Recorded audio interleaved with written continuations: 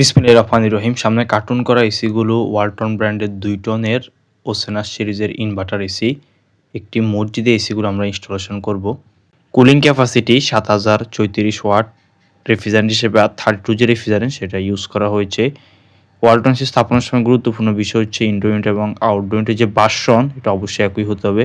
মসজিদের যে স্পেস মোটামুটি অনেক বড়।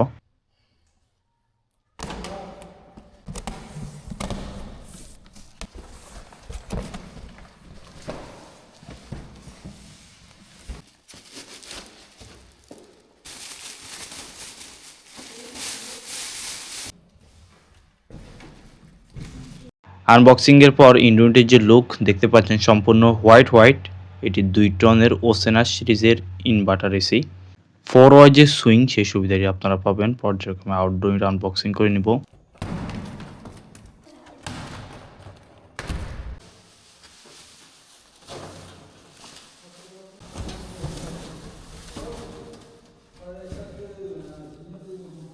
আউটডোর ইউনিট আনবক্সিং করা হয়ে গেলে আউটডোর ইউনিটের যে লুক দেখতে পাচ্ছেন সম্পূর্ণ হোয়াইট।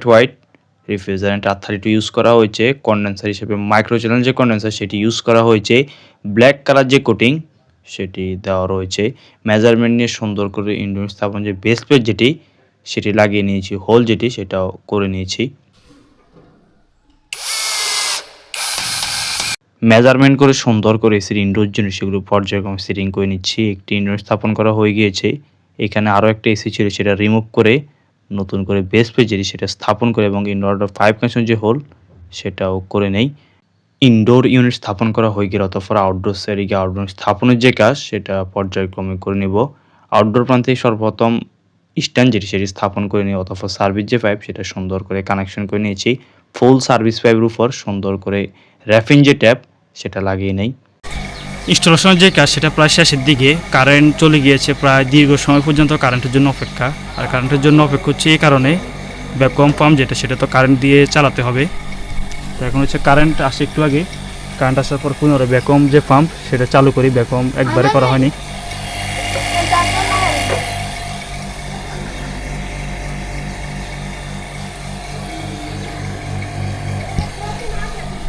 ভ্যাকুয়ামের কাজ সম্পূর্ণ হয়ে গেলে জয়েন্ট যেগুলো, এই যে এখানে একটা জয়েন্ট আর এই পাশেও জয়েন্ট ভালোভাবে টেস্ট করে নেব কোনো লিক রয়েছে কিনা।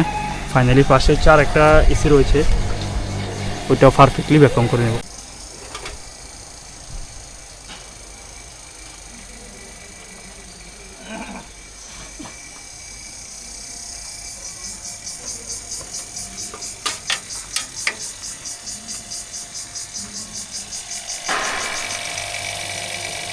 আউটডোর প্রান্তে কাজ শেষ হয়ে গেলে ভিতরে এসে এসিগুলো চালু করে এগুলোর কুলিং যে পারফরম্যান্স সেটা টেস্ট করে নিচ্ছি।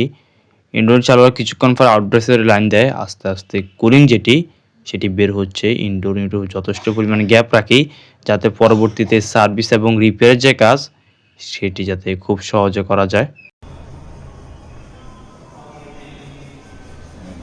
যারা নতুন ব্যবহারকারী এসি স্থাপনের পর আপনারা টেকনিশিয়ানদের কাছ থেকে দেখে নেবেন কীভাবে এসির এয়ার ফিল্টার পরিষ্কার করতে হয়, আর শিখে নেবেন কীভাবে রিমোট দিয়ে সঠিকভাবে এসিটি অপারেট করতে হয়। এই এসিটির উপর যথেষ্ট পরিমাণ গ্যাপ রাখি যাতে কেসিং খুলে খুব সহজে সার্ভিস এবং রিপেয়ার যে কাজ যেন খুব সহজে করা যায়। মসজিদের যে স্পেস মোটামুটি অনেক বড়, এখানে এসি আরও লাগবে। তো আপাতত 2টা এসি গিফটের, এই 2টা এসি আমরা লাগিয়ে নিয়েছি। পরবর্তীতে আরও এসি নেবেন, এগুলো পরবর্তীতে ইনশাল্লাহ ইনস্টলেশন করা হবে। মোটামুটি ইনস্টলেশনের যে কাজ সেটা আমাদের প্রায় শেষ। ফাইনালি এসিগুলো চালু করে কুলিং যে পারফরম্যান্স সেটা আমরা টেস্ট করে নিচ্ছি।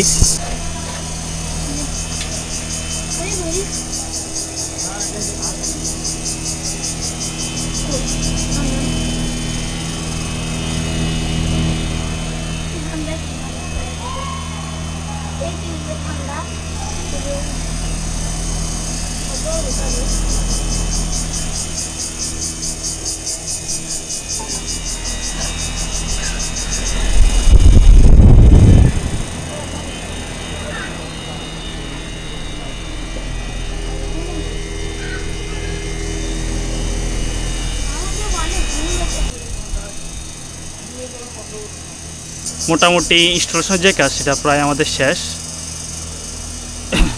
ভিডিও এখানে সমাপ্ত করছি। দেখা হবে নতুন কোনো ভিডিওতে। ভালো থাকবেন, আল্লাহ হাফিজ।